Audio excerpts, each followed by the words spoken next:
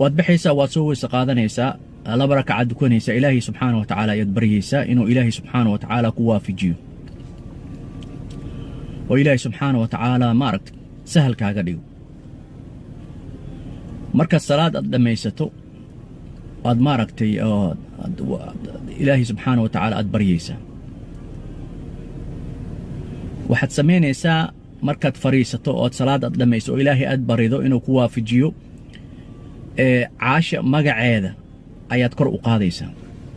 aad ku celcelinaysaa